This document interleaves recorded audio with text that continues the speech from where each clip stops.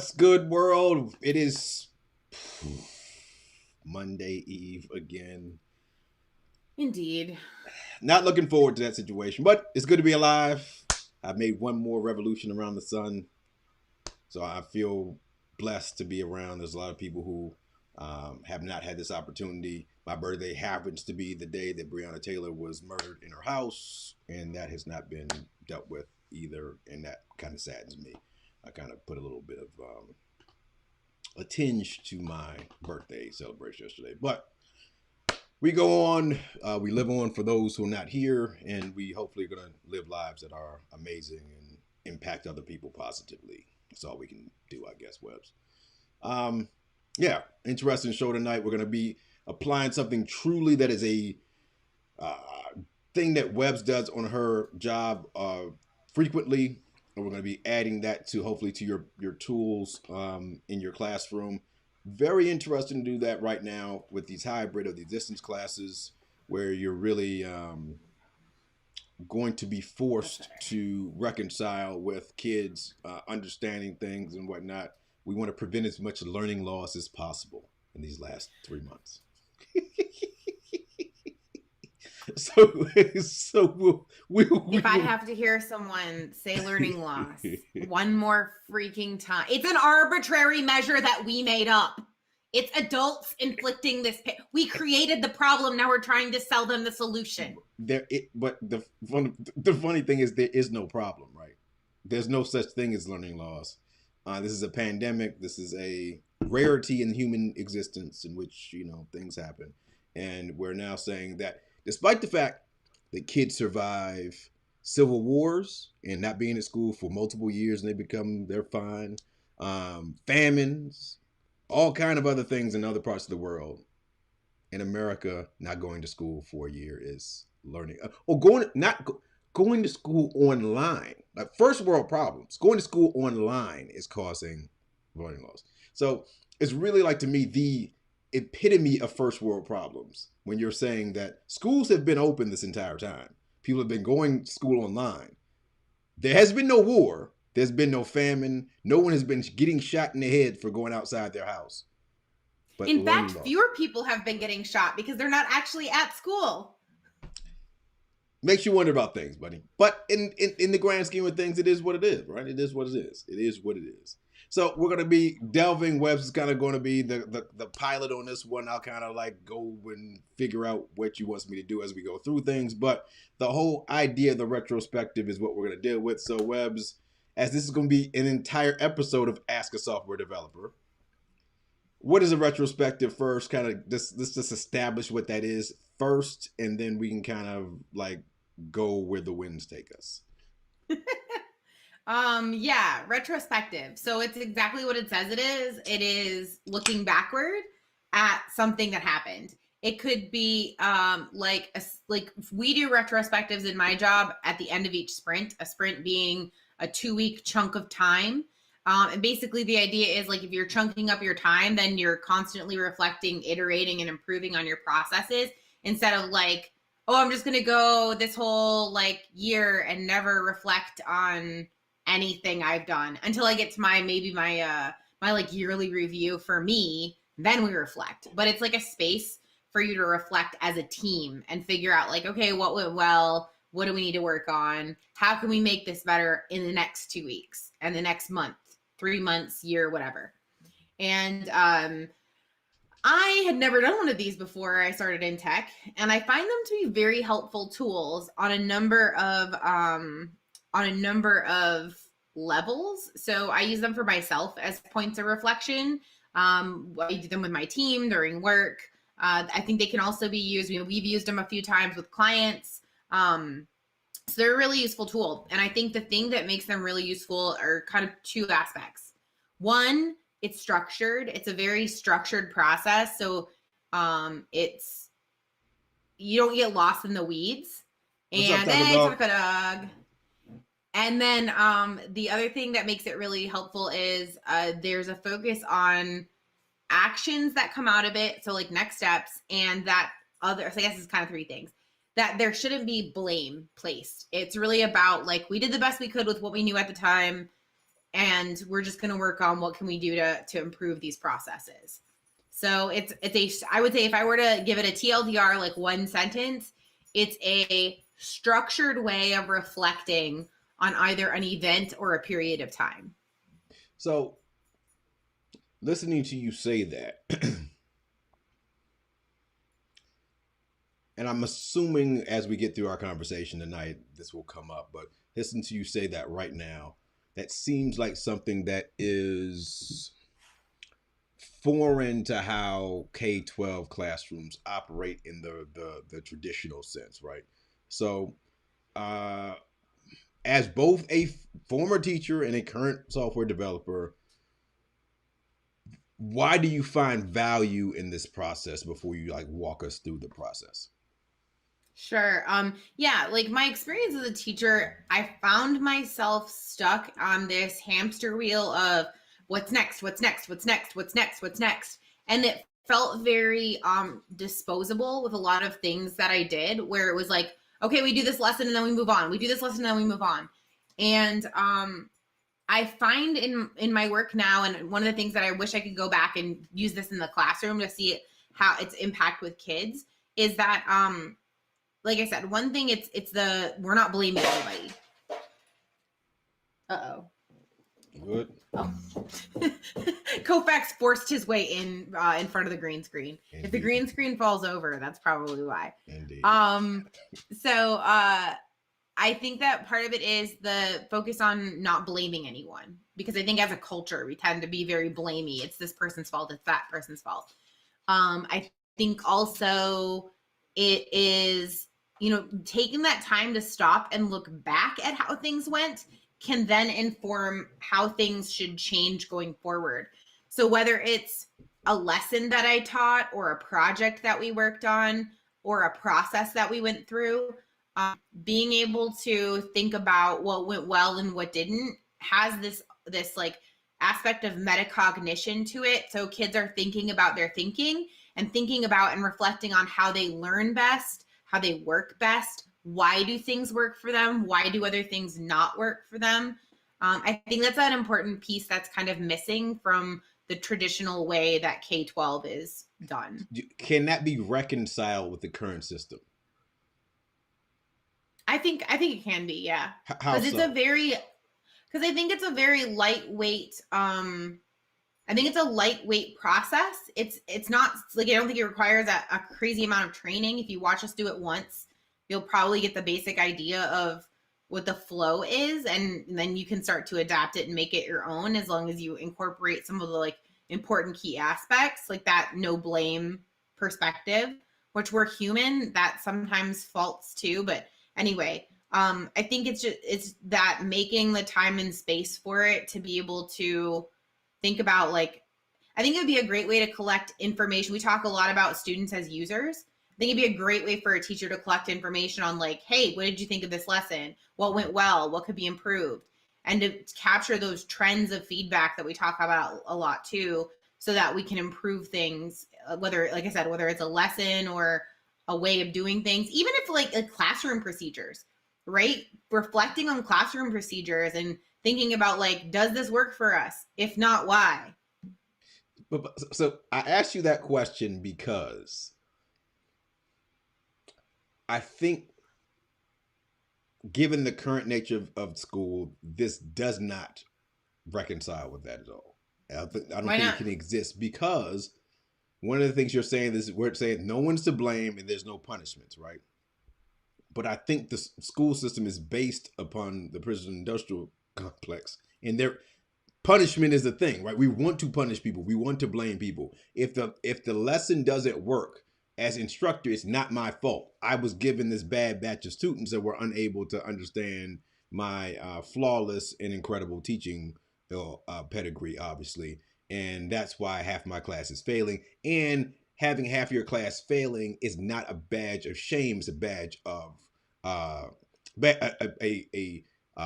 trophy toward how difficult your course is, right? It's this thing I can hold up and say, look, 80% of my kids are failing because my math class is the hardest math class in middle school, right? And so it becomes, I don't know if you can reconcile a system in which we're saying we're going to learn and improve, and we're not going to put a statistical measure on that. We're not going to put a quantitative, score on that. We're to say, this didn't work as well, or these are some ways we can improve as a team. This is kind of ways you can improve as an individual, and that might not be the same as Bob over here, but you're improving, and that's fine. School doesn't function like that. I think that's where that's the only kind of, I like this tool. It's one of the tools that I use in my classroom in kind of a stripped down way, especially.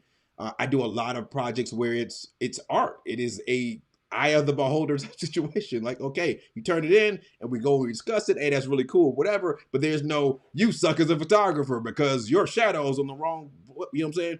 So I think about the most resistant teachers to change that I know.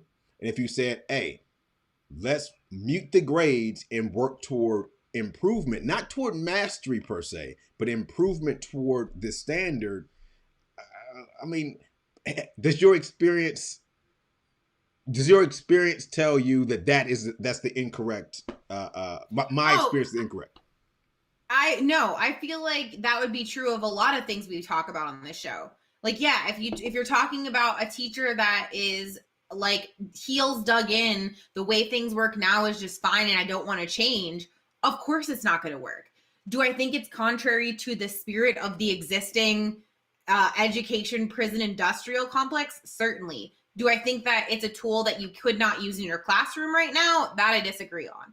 I think if a teacher is interested in using retrospectives as a tool to gather information from their class, to work with their class on metacognition and reflection, to work with their grade level. Like if you're a grade level chair, you could do a retrospective every couple of weeks on like what's working with your grade level and what isn't.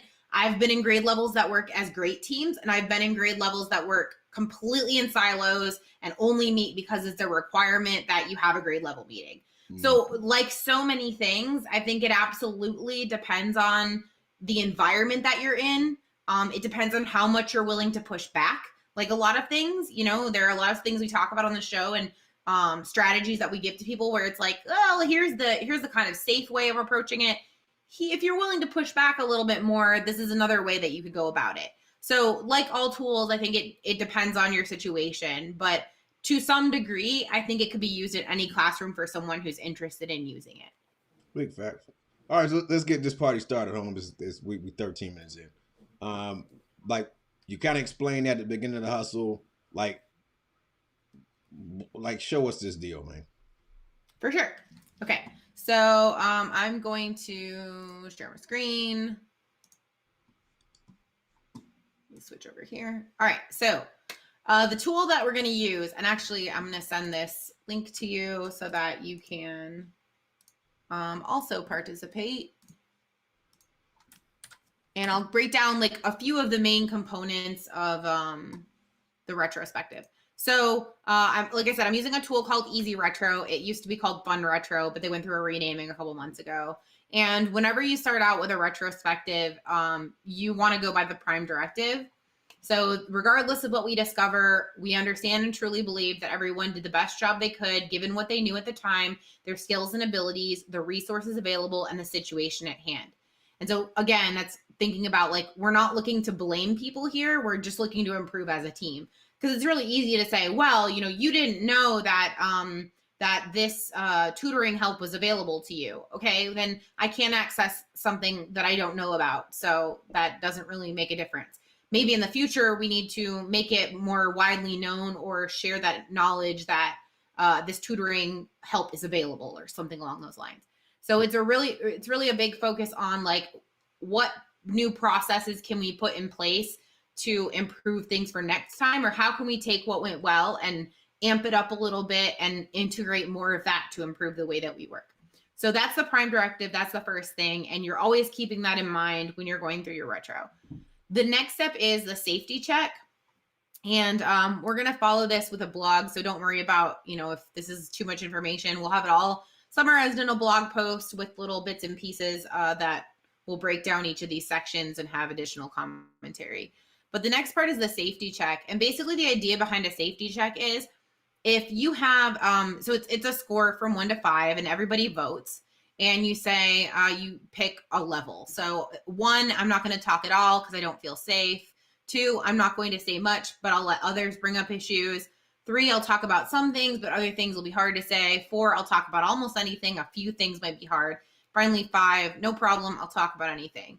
And basically that sets the tone for you kind of know where your team is. You know, if you have a whole bunch of people who don't feel safe, like they don't want to talk because they think they'll see some sort of retribution. They think there's going to be some consequence to it. They just generally don't feel comfortable with the people who are in the group because maybe they're, you know, I don't know, overly aggressive or they've had conflict before or whatever. Then there's really no sense in doing a retrospective because people don't feel safe. They don't feel comfortable talking. They're not going to share ideas. The ideas that they share will probably be majorly filtered. So it's not really worth the time if people don't feel safe. That said, you can have people vote and have a high safety score. And then when you actually do the retro, it's like silent. That's not a good sign either. That is a thing that can happen. That's a whole other episode and blog post. But that is a possibility. And then you have to start looking at like, okay, what would cause that? What's the root cause of why this is happening? If you end up with an unsafe safety check, then you shift the purpose of the retro from reflecting on the event or that span of time to we need to reflect on like, why do people not feel safe?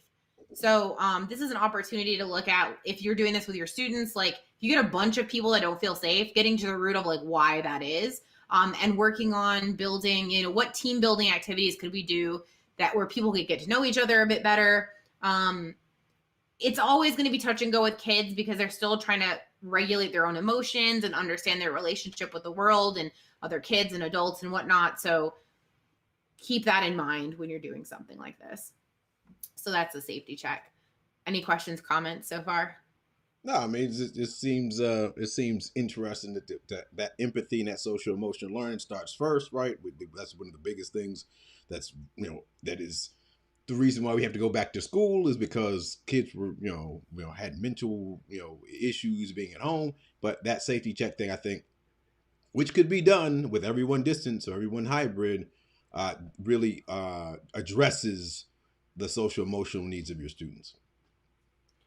Yeah, definitely. I mean, my team is totally distributed and we do a retro every 2 weeks. In fact, we have our retro on Tuesday. So yeah, it's definitely something that can be done virtually. Easy retro makes it easy. Makes it easy. Haha. Something to keep in mind, and one of the reasons that this is a great tool is because it allows people to be anonymous. And there's a bunch of really great features over here where you can like hide cards. So as we're writing cards, I'm going to hide them so you can see what that looks like. But it gives you it's specifically targeted toward doing retrospectives. So there are a lot of other tools out there. There's Miro and Lucid Chart and a few other things. But this is by far the best one I've seen. It allows you to like export, import. You can move stuff around. You can duplicate. You can clone. It just has a lot of great features. It has a timer built in. So yeah. Anyway, so the next step is we list the things that we think went well and things we want to improve. Action items is at the end. So we don't touch that column at all yet. We'll get to that at the very end. Oh, and then there's one other column that my team tends to add that I really like that I'm going to add. And this is going to be a little bit different. And that is shout outs. So also, by the way, Easy Retro has this, has a bunch of like built in, why do you hate me? Come on, friend. There we go. It has a bunch of built-in like templates you can use, which is really cool. So like what went well, what to improve in action items is a built-in template that they have. So I could just copy that and then add my 2 other columns for safety check and shout outs. There's a lot of different ways that you can do it. There's like a coffee cup style. There's like race cars. There's ships, boats, all kinds of metaphors. This is a really easy one. It's very direct, very simple. You don't have to overcomplicate it. Like it's fine. So, so yeah, we would start with the safety check, and I'm gonna you already, I see you voted on a 4. So you would hide the votes for this. So ideally, like this is what it would look like. I would say I'm gonna hide my votes, hide vote count, and then you see everything goes to 0, and then I'd be able to cast my vote. I can see it's my vote because I have this little dot here, and then I can click X if I want my vote back. And then when we're all done, I can say, okay, unhide the votes, and I see there's 1 at 5 and 1 at 4. So we would be good to proceed with our retrospective. So what we're going to reflect on today, Mike, is distance learning. This is kind of where the idea from this came from, our episode on Thursday, where we were doing the Crazy 8 strategy. And it got me thinking like, oh, this is kind of like a retro. We could do a retro about distance learning. So we're going to do a retro about distance learning. I'm just going to give us like 3 minutes to write some cards down, and I'll kind of narrate what's happening as we go through it. And then we'll go on to the next steps, which is combining and then voting and then discussing and then action items. So you can also do shout outs. If you want to do shout outs, you can. This would be if we were in a team setting, like complimenting your teammates on things that, were really helpful, either during the event, during the sprint. This is another thing where, like, if you did a harvest festival, you could do a retrospective after to see, like, hey, this is what went well. This is what we need to improve for next year. Or if you did those donuts with dad, muffins with mom, like parent get-together events, back in the pre-COVID times, you could do a reflection on that, or reading week to see what went well. So this is a tool you can use very versatilely. But that's where you could do shout outs. A word of caution about shout outs, though.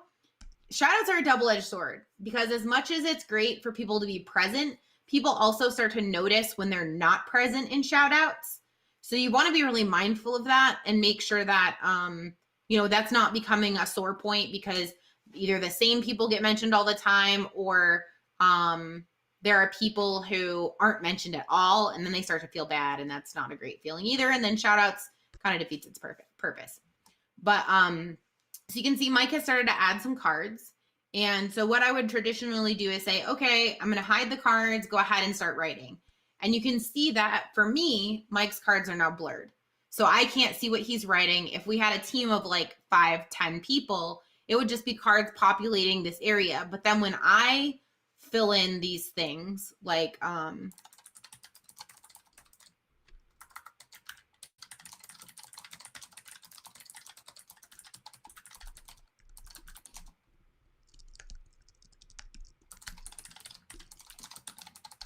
when I write mine, I can see the cards that I've added. They're still visible to me, even though the other cards are blurred.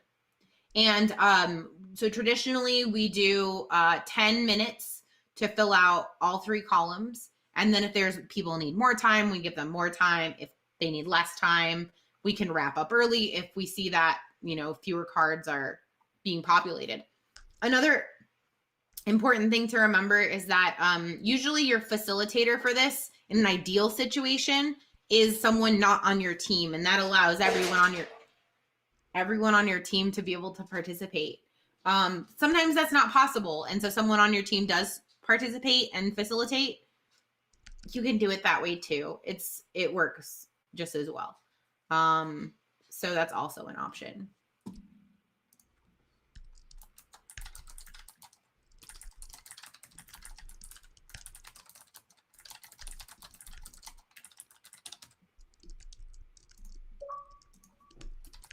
Loop.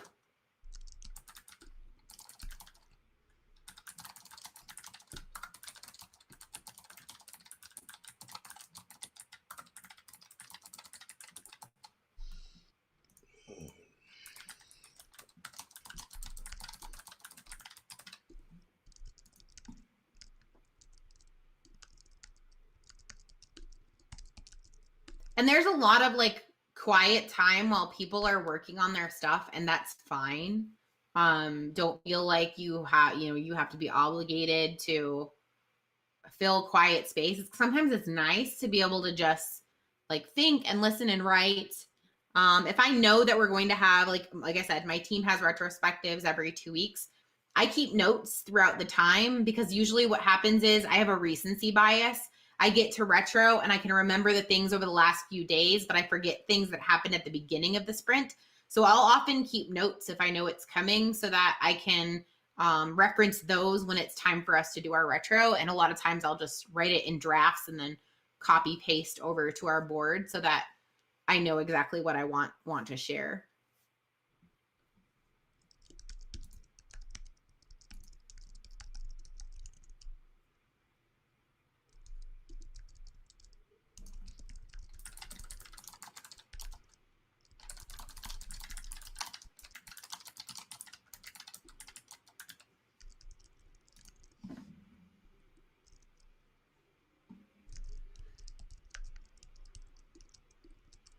All right. I'm going to unhide the cards when you finish your next whatever card you're writing now,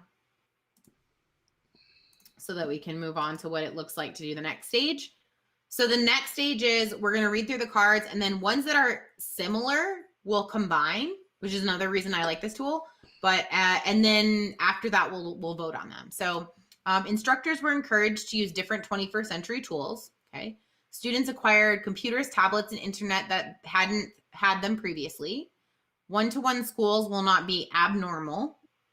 Schools who thrived because they didn't have the pressure, or students who thrived because they didn't have the pressure of social challenges in class. Some teachers were empowered to take risks. Async works for kids who are night owls and families with alternate schedules. Do any of those go together? I feel like they're all different. Can't edit that one. Here we go. To take this. Yes. Yeah, you can edit them. And as the person who like owns the board, I can also edit the card.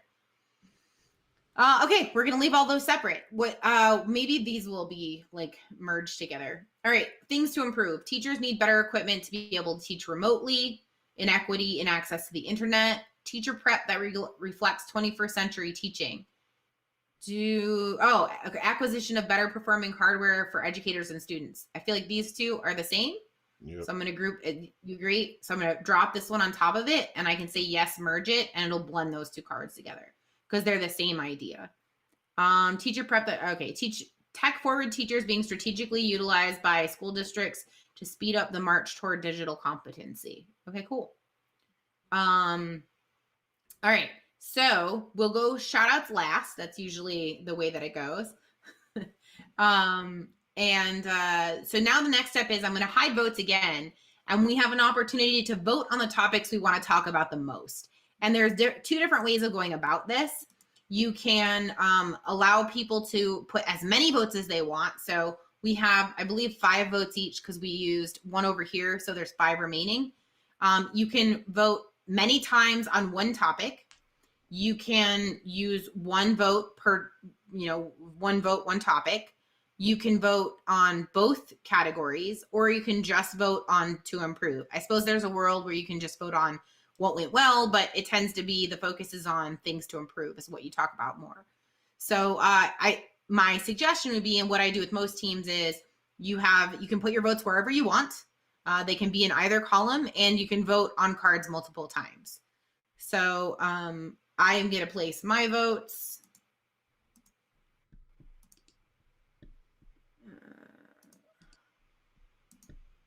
And now it says, okay, 0 votes remaining. There's also a tool up here where it shows like there are 2 people who voted, 2 people who wrote things. So that's a total of 12 votes. All 12 votes have been used. So now I'm going to unhide the votes. And another thing that's really cool is I can sort it by votes. So when I sort it by votes, I see that the thing that got the most points or the most votes was teachers need better equipment to be able to teach remotely, acquisition of better performing hardware for educators and students. And if this was a thing where did my columns reorder? Oh, you probably accidentally dragged a column. That's fine. If this was a situation where like mine don't look anywhere. Mine just look like yours now. Cause mine wasn't syncing with yours for a while, but I just dealt with it. It's all good. Oh, okay, cool. So this would be our first topic to talk about. There's also a strategy where you can do top 3 to improve and top 3 went well. We're going to start here. So if we were doing this in like an actual real retro, I would say set a timer. Usually we do 5 minutes, we hit start, and then we talk about whatever the topic is. So we might say like, okay, teachers need better equipment. What does that mean? What does that look like? Mike, what would your suggestion be for how to get teachers better equipment? And like, what does better equipment mean? So I'm reaching out to the local unions to ensure that if I was a teacher that wanted to purchase my own goods, I would be purchasing them at full price. I think also having a group of teachers or individuals who were comfortable in the tech space and draw out some specs for these are the minimum specifications that as a 21st century teacher you would want to look for given a set budget, and really kind of making sure that those things were happening, going to the school district and encouraging people to use the buying power of the fifth largest school district in the country to not purchase substandard technology just because it was cheaper initially, because we know that Chromebooks are not cheaper in the long run. They're just this salve that is convenient at this point. Also having a situation in which perhaps there is a market for students to be given some kind of UBI or something, to be given some money where they could go and purchase their own product if they would like to. Taking some of their per pupil funding and say, here, mom, dad, sister, brother, here's $300. If you wanted to go and acquire your own iPad, go do so. I think there's a number of ideas that might work. Okay. I totally agree with a lot of that. I think in addition to the minimum specifications piece, defining it, we also need to provide education around what does it mean to be able to read the specifications on equipment? What does it mean to have 4 gigabytes of RAM versus 16 gigabytes of RAM? What is a solid state drive? Like those are all vocabulary and tech literacy that I think needs to be more widely spread. So you'll notice that as Mike was talking, I was kind of writing down some of the ideas that he had, and these might be action items. So if we can get a discount, work with the union to get a discount. I might be more specific on that and say, contact, let me write it at the beginning, actually. Contact union about discounts for teachers on equipment. And then the other important piece of an action item is to assign an owner, and an owner needs to be one person. And the reason for that is if everyone is the owner, no one is the owner. So what often happens when ownership is assigned to a group of people is everyone thinks it's everyone else is taking care of it, and then it never gets done. So it's really important when assigning an owner, it's either 1 or 2 people. And the only reason 2 people is acceptable is because a lot of times we pair on things. So you might say, Mike, I will volunteer to contact the union about that, so I'd assign it to you. And then maybe we're going to work together, and I'd say, you know what, I'll pair with you on that so we can both be assigned to it. And then I'll save that as an action item. And we would do the same with these other things, as we would say, okay, who's going to take ownership on that? Like this one, defining specs, maybe I would take ownership on that as the resident tech person out of the 2 of us, I guess. Not tech person, but software person. Yeah. Anyway, and so you do the same on these, and then we have a minute left, but we're kind of wrapping it up, so we can stop the timer and go to the next topic. And so that's how you would go forward with the to improve section. In the what went well section, you can also review the things that are there. That's totally fine. You may want to talk about okay, how can we improve that even further? So for example, these all got 1. We'll just do the top one. Async works for kids who are night owls and families with alternate schedules. So maybe it's not really a thing to improve, but how can we take advantage of that, or how can we amp that up a little bit and continue to benefit from it? So maybe we have a conversation around what does it look like to integrate this capability into face-to-face learning when/should we go back to face-to-face learning? And that might be your next topic that we talk about. So you can talk about both areas, the to improve and the what went well. Like I said, there's a lot of different ways to approach it. It can be a top three. You can just do top 3 overall, and maybe that ends up being a kind of back and forth between the 2. You can do it, just get through as many as you can in the time that you have. It all depends. And then the ultimate goal, though, is to have those very clear, concise action items and a time to come back to it. That's another piece that I've noticed is very important, because if you make these action items and assign owners, and then there's never a time for you that you come back and check on those things, like a standing meeting, or hey, we're going to follow up with this in our grade level meeting, or we're going to talk about it again in 2 weeks, then those things kind of die and don't actually get taken care of. So that's a super important piece as well. And then the last thing is to go over shout outs. So shout out to Nas for his first Grammy win. Facts. Really? First? Facts. Wow. Shout out to the big homie Webs for being the big homie Webs. Teachers who got on the remote train and embraced it. Shout out to my wife for my birthday presents. I'm going to guess those came from you, as I do not have a wife. Indeed. And it is not my birthday. Indeed. Mostly because I don't have a wife. But yeah, so that's the basic, like, you know, TLDR of doing a retro is and that's everything. That's the whole process. We went through it in what, like 20 minutes?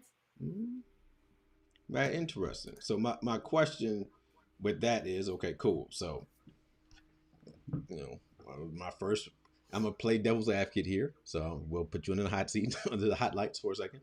So I'm a teacher. I'm like, that took me 20 minutes. Could have took me longer than 20 minutes. Where do I find that 20 minutes in my day from? That's a good question. I mean, you're talking about speaking and listening. You're talking about, especially if you're doing it remotely, authentic experience with writing. But you don't want me to, I don't want to be grading kids on this, right? It's just like, you know, this is an activity I want them to do, but I don't want to grade. Like, hey, Bob, you didn't participate. And Susie, you didn't participate either. And you weren't typing when everybody else was typing, right? But we don't grade every single thing that a student does. Like, experience is more what I was talking about. So, I mean, if you're the type of teacher that grades absolutely everything their kid does, then I feel, thanks, Taco Dog. See you later. See you later. If you're the type of teacher that absolutely grades everything, I feel like this is not a process for you and you're not the audience for it. But I think that it gives kids authentic experience with those skills. And so it could fit just about anywhere. I mean, it seems like a natural fit for ELA because you're talking about speaking and listening, writing, reflecting, metacognition, but you could also use it in literally any subject. Like, okay, so let's reflect on our fractions unit. You know, what went well? What are some things that we're still struggling with? Let's reflect on our American history unit. Like, you know, what things did we learn that went well? What strategies did we use that went well? And what things didn't go well? You could use it in literally any subject. It's very flexible. How do you prepare your students for that very first retrospective? Like, what is the pre-work that's necessary to ensure that everyone is going to be comfortable? There's not going to be any blame assigning. There's not going to be people catching feelings and stuff as things are being said. There's not slip ups with, because Bob didn't do, you know, the whatever, and that's the reason why we didn't make our delivery or whatever it was. How do you set that up so that first retrospective is a successful one? Yeah, I think some of it comes from having the conversation about what it is and what your goals are. So making sure that you communicate clearly and explicitly state the purpose of this is to make us better as a team and to reflect on like why things didn't work out. So if Bob didn't turn his piece in, like, okay, so what circumstances led to that? And is there something we could do as a team to support you to make sure that happens, that you can do it next time? Is there some roadblock we can remove for you that makes it so that you can make it, you know, reach that goal next time? I will agree that it is not a perfect system by any means, right? Because like, let's go take that to its extreme and say, I didn't do my piece because I just didn't feel like it. I just didn't want to. Okay, well, then there's no blockers. There's nothing we can do to you know, help you with that. That's an on you thing. And that was a choice that you made. So, you know, that's not something that can be solved by a retrospective. But what can be solved by a retrospective is looking at the processes as a whole and saying, like, are there ways to improve our processes that can help us function better in the future? Indeed. So if you were a practicing teacher right now, right? Practicing teacher, and you had to present this information to your grade level, how would you do so? I think the best way to do it is just like we did here, like experience what it's like. I think a practice one is probably a good starter, just like any skill.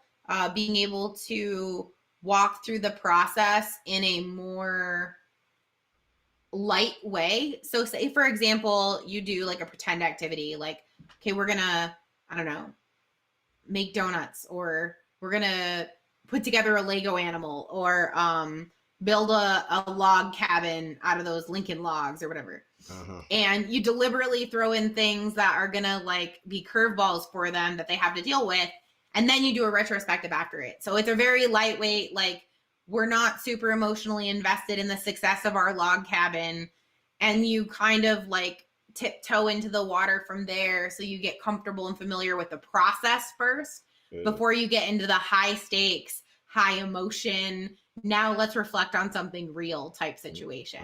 And I think it's a real thing. Like, there are definitely times when I've been in retrospectives that get really tense, and or as my QA says, it gets spicy. And that's a real thing you have to deal with, is like, okay, when you're in this situation where, you know, there is some conflict and you might be at odds with someone else in your team, like, how do you handle that? It is a real life skill. So how do you do? So what do you do when people catch feelings? Because that's always my thing. So if somebody says we're talking about a particular thing, right, and perhaps the need to improve section is there's something that I feel ownership on that happens to be in that needs to improve section that people have said, and people have voted multiple times and said, yeah, this is definitely a problem. And even though they didn't say my name, the thing that I own is in that category, and I catch feelings. How do you diffuse that? Um, there's a couple ways. So sometimes it means like, hey, if you need to take a step back, go ahead and do that. Always going back to the prime directive, right? So if we genuinely believe everyone did the best they can with what they knew at the time, that's basically the short way of saying the prime directive. Always going back to that and recognizing, hey, this wasn't a you thing, like, right? The process is somehow not working. So how can we improve the process? And really shifting from it's a person centered thing to a process. Like, how can we improve the process that we all contribute to? It's not perfect because humans aren't perfect, but and some of it does depend on the person. Like, it's also up to people to decide, like, hey, I need a minute, I need to step away, So, whatever. and But so offering people that out. so that being the case, like, what would you say that you need to if you're an instructor planning to use this strategy, you need to have kind of a quiet corner, a safe room. Hey, you can turn your camera off, you can leave, types of something where it's explained. If it gets a little too deep and things get personal, you can douche yourself out. Because I foresee in a scenario like this, especially when, you know, say Bob is always in the to improve column, because every week there's something that Bob is not doing correctly or whatever, and this people constantly, you know, put him in that column and whatnot, and he just like, I can't deal with this anymore. Especially we talking about like the weird ages, right? Your middle school friends, you're entering high school and people start picking on people. Like the little kids, I haven't had very much issues like doing retrospective stuff with. They tend to be like, all right, cool, yeah, so and so didn't happen, this didn't happen, whatever. But the issue with the little kids is not naming names. Because a kid will go and say, "Cause so and so," and you're like, "You can't use nobody's name, bro. Just what was the issue? Did you not have enough time? Like, what the problem?" So, kind of the little kids is always kind of just not ascribing um improvement or positive. And that's why I don't do the shout outs at all. Like I leave that, nah, we ain't doing no shout outs. I don't want nobody talking about their best friend is the greatest person in the world and screw the rest of these people in there. Like, look, ain't no shout outs. On Flipgrid, I turn the likes off of the videos. I don't want you to like your best friend's video and make other people feel bad by default, right? Um, so yeah, so I would have like the escape room for our friends who just emotionally can't deal with it.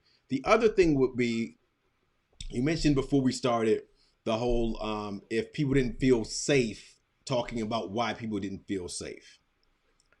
Now, if you're in a K-12 environment and that happens, how do you, in an age-appropriate manner, address safety? Do you think? Will be some pointers on that. Yeah. Also, I want to call out, like, I think one of the things you're bringing up that's really important is it requires adaptation based on your grade level, based on your familiarity with your students. This is where that artistry piece, I think, comes in as far as education goes. It's a great tool. You can't blanketly apply it to everybody in the same way because, like you said, shout outs wouldn't work for your classes, and that's fine. Like, I think it really depends. I've never, I mean, I've even had from team to team, the way we do retrospectives is different. So that it's even true with adults. So you have to recognize like what pieces work and what don't. So you said, how do you address safety? Yep. I think for one, it can be a canary in the coal mine. So like if you're regularly doing retrospectives, like if you do them on a cadence of like every few weeks or once a month, it could potentially bring to the surface maybe some issues you don't realize are happening in your class. Like if because they can vote anonymously, so there isn't really a reason for kids not to vote low, if especially if no one else is going to know about it. Mm. Um, More of a problem I feel like is when people vote high but then don't want to talk in retrospective. Yeah. But how do you deal with that? So I think some of it is so in the times when I've had retrospectives that fail safety check, because it does happen, you first talk about why, like what might be the root cause, like what are some things that are making you feel unsafe, and you change your column. So instead of having what went well and what to improve, you have a column that says, what things make you feel unsafe. And then they have an opportunity to anonymously share, these are the things making me feel unsafe. And then I don't know how well this would work with kids. I think it might depend on like the grade level, but what are some activities we could do to help build that safety a bit more? Or maybe you as teacher takes that list and goes, okay, what are some things we can do to address some of these issues? But I think it is good depending on the age level again, to include kids in that brainstorming process and recognizing like, it's that whole social emotional component that we were talking about at the beginning. Like, okay, people are feeling unsafe and hurt. How can we improve that? What are the things that are happening to make people feel unsafe and hurt? So really discussing that honestly, I think is a really good way of starting to address some underlying issues you may not realize you have in your classroom. I think the other thing is if you do this and you're still doing distance or hybrid, have everybody turn their cameras off. I think that's another way to make sure that no one can see you. Like we're totally anonymous here, totally. And that's where it was very interesting when teachers started to complain about the kids turning their cameras off. I was like, I actually think it's a cool thing, and just you saw the artistry in kids. You saw what they liked because their screensavers would be anime characters and dragons and stuff. You're like, all right, cool. This kid likes Naruto. This kid over here likes One Piece. This kid over here, she likes Sailor Moon. You're like, all right, cool. You start like mentally checking, all right, cool. If I need to do a lesson with these kids, anime might be something to plug everybody in. So there were some benefits to not having the cameras on. But also, again, not that poker tail, right? Not having kids turn their cameras off so the poker tail isn't there. So even if I'm typing and stuff and I'm feeling anguish, kids couldn't intimate that certain things were being typed by certain people. And that I really thought was a benefit as a very introverted person. One of the things I hated was people looking at me totally during school. I mean, even when I kind of got over my like acute shyness in elementary school, middle school and high school, I didn't want to like, I didn't, nah, dude, I got my group of friends, but in class, I want to sit there and be left alone. I think a lot of kids feel that way. And that's why the distance learning was this like free, independent opportunity for me to do my work when I felt like it. Nobody's watching me do what I need to do. And I think integrating that into your retrospectives so that's not only anonymous but also anonymous in terms of you can't see me and I can't see you, I think adds another layer of security for people to be honest, which is what you eventually want, right? Yeah. And so funny you mentioned that because I was thinking about this last week. Something I've noticed about working remotely is hard conversations are a lot easier to have for me. I'm just going to speak from my perspective, being virtual, because you only see this like square of me, right? So if I'm really upset about something or I'm really having a hard time, I can fidget with my hands out of camera range. I can like dig my hand into my leg and you can't see me. So I can maintain my composure and I don't feel this like, because what tends to happen to me when I get upset is I can't, I have enough trouble processing words, as everyone has seen, but it gets worse when when I have this heightened sense of like either frustration or anger, or I feel like I'm not being heard. And so having that like kind of distanced and being able to squeeze my hands really tight and not have someone see it and then react to that is really helpful, because then I can maintain composure here, and it makes for a much more productive conversation because they're not also reacting to what they see as my physical response. Or what they perceive your physical response is. So now we're misinterpreting things. Now I see Webbs is getting angry. Oh my goodness, well, you got beef, Webb. It might be you got a text on your phone that your pizza's going to be late or something, and that makes you angry because you're hangry. I don't know, Yeah.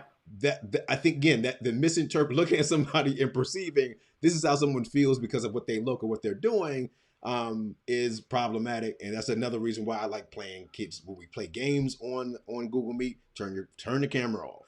When we do this, turn your camera. I don't want to have a situation in which, even in staff meetings and things like that, I'll be here working.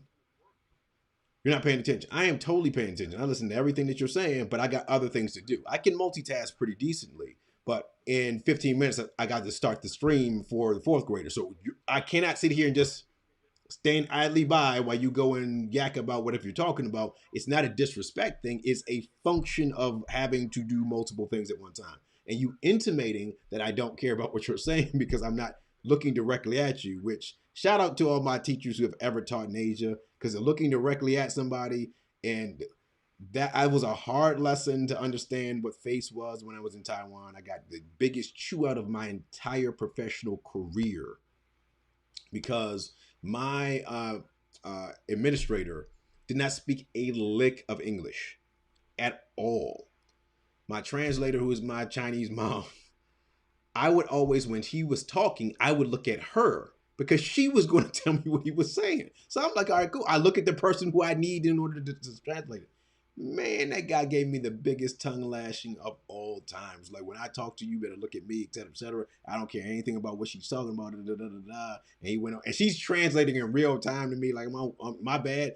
But I had to bow to him. Like, it was really, the idea of face was like a huge deal. So if you decide to go and teach in Taiwan, China, Thailand, Japan, these kind of places, make sure your eyes are on the speakers, because that is a cultural norm. For you not to, if you look away from the speaker, it is a disrespectful situation. So that's just cultural norms, though. Indeed. What's another question I had for you about retrospectives? Oh, so I use Padlet to do retrospectives because of the anonymous nature of things, but also because I like kids to use pictures and GIFs. So if they want to express themselves with images and stuff, hey, throw the picture out there, because you can't type. A lot of the kindergarten kids can't type. A lot of first grade kids can't type misspell words, and they like it because there's options for those who want to record their voice and say their stuff. They can record their voice and do it as well if they feel comfortable doing so. So that is an option. Could you use a Jamboard to do a retrospective? Oh, that's a great question. I think it might get messy. I mean, maybe you could have like each board is its own like column. I don't know how anonymous it is. I can't remember. We just used it on Thursday, but I'm drawing a blank because I wasn't thinking about it. You could, so with Jamboard, the major issue with Jamboard would be, and let's just do this really quick. I'm gonna shoot a Jamboard up here real quick. The major issue with Jamboard would be that, yeah, essentially the anonymity would be compromised. Padlet, you could make it so it's anonymous totally. With the which gonna go ahead website. Oh yeah, I was going to say, and again, it depends on your crew, right? Because maybe for some people, the anonymity without it is fine. It just, you have to know your class. You have to know the people that you're doing the retro with, because there is a possibility that it would be fine to not be anonymous. You know, like you mentioned, some people are fine identifying themselves and connecting themselves to what they post. I'm fine in most of my retros. Like I will own up to whatever it was I said, as long as I haven't forgotten that I wrote it in the like 5 minutes between when I wrote it and when we talk about it. But yeah, you just have to know your people. That's what a lot of it is. Big facts, big facts.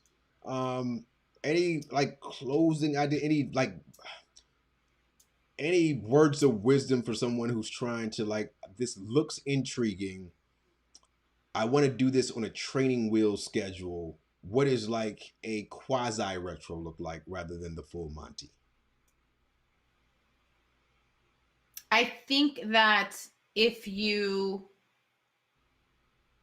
if you wanted to just do, if you weren't focused on like processes, let's say you just did a project, right? Or you taught a lesson and your students are giving you feedback on your lesson, and because you want to improve, you're going to use a similar like model of way to do it. Make you the focus of things, because then that you don't have to worry about them blaming each other or whatever, and just focus on the what went well, what to improve, and action items. So like having them write down, here's the things that we really liked, here's the things that we think could be better, or the things we had problems with, uh and then have them vote and come up with action items for yourself on how to improve it next time. I think that would be a very an even lighter, like quasi way to kind of start dipping your toe in the water. Could you do this as a way to avoid, not avoid, it's a way to substitute grading in a lot of ways. So what I'm thinking about is like, okay, cool. Well, everybody does this project, or perhaps you're doing group projects, right? And you would meet with each group and do a retro about what the group did. All right, cool. You turned your movie in. I watched your movie. Now we're gonna do the retrospective on the movie. Hey, we went through all the things, and like, here's what you need to improve upon. Letting the kids go back with their prototype and redo the things they needed to and turn it back in. Um, that's kind of how I envision it, especially because I move into middle school potentially next year if I stay in teaching, potentially to middle school. Um, like those are bigger kids. Those would be you'd be able to group them as larger students into places where perhaps you would have a little bit more maturity, I guess, as kids would take ownership of things. I mean, I think it might be possible with smaller students, but it'd be a lot more. Yeah, had to be a lot more structured. But I really think that this is a way to move toward the competency based deal that we're talking about, and away from this quantitative measure, giving kids opportunities to continue to iterate until they are happy with the product. And we are all agreed that, hey, this is the product that we want. Yes, this is the product we want. Cool, turn it in. We're good. Let's go to the next product. Even a situation where like you could do a retro about writing, you're writing, right? So like you have students, they're doing a blog post, doing whatever, get a small group of them together, even if they're only reflecting on their own work. Hearing other kids reflect on their work might jar something loose and have them go, oh, I could do that for mine too. So then they're reflecting on their own work. They're not giving criticism to anyone else. They're not accepting criticism from anyone else, but they're given that opportunity to kind of like mix with some other students who are also reflecting in this like group approach to individual reflecting. I think that would be a neat like aspect of a project, is just have them include their own little mini self retro on what went well, what to improve, and then what do you plan on doing next time? Because I think one of the biggest takeaways for me is like this is a great metacognition tool. It's a great like learning about myself tool. And because it does have like that level of structure. Big facts, big facts. All right, ladies and germs, this is all we got for tonight. Retrospectives. It is a great strategy to use, even if you just take certain components of it. It's not, yeah, I freestyle and strip and move and recalibrate all kind of stuff I steal from other people to say, hey, this part works for me, this part doesn't, this part works for me. And then we have this Franken tool strategy thing that I can do stuff with. So don't feel like you have to make it look like what you saw tonight. At any point, take it, change the categories, make it 3 minutes, turn it to 1.5 minutes, whatever you're going to do. Padlet is out there. You could probably, there's Jamboard templates out there that you could build. That's something we should build. Webs is a Jamboard template for a retrospective that could just be placed smacked on the Jamboard and rock and roll. That gives me an idea. But Jamboard templates, there's Miro, there's anything you could use for brainstorming or mind mapping would really, really adapt itself to this. Very Trello, and tons of different Notion. You could take a Google slide and slice it up and have kids put it in there. Google Doc could do this. A Google Sheet could do this. It's just whatever tool that you're comfortable with and your students are comfortable with, you could really do some really cool stuff with this. Webs. I'd say too, sign up for a free Easy Retro account and just look at the templates that they have, and you can recreate those in any tool that you have access to. Big facts, big facts. All right, we'll be back on Thursday. Have a great Monday. It's good to be alive. So even if it's Monday, it's good to be alive on a Monday. And just make that day think of one thing you can improve and get better at that on your Monday. For the Intelligent Hoodlums, we've got some stuff popping off. The Q situation's popping off in a couple months. The big Q deal. And Webbs doesn't know this, but the Nevada digital engineers have a conference coming up that we're going to be presenting at. I will tell you about that later. That will be happening sometimes in April at some point. I don't remember what day it is, but when I remember. Oh, it's April 14th. I didn't know we were presenting, but I have heard about it. I mean, so April 14th, bada bing. Okay. So yeah. I mean, sometimes I sign us up for stuff, and sometimes I forget to disclose that information. Indeed, but we'll be around. Like our CCSD friends, you know where we at. Non-CCSD friends, you know where we at too. Webbs, any parting shots? I got nothing. Have a great Sunday. Enjoy your Sunday. And I wish I could enjoy my Sunday because I didn't do no work yesterday. I got to stay up all night. So I got lesson plans to write and stuff. So no, it won't be a great Sunday. Indeed. God bless America. We'll catch y'all later on.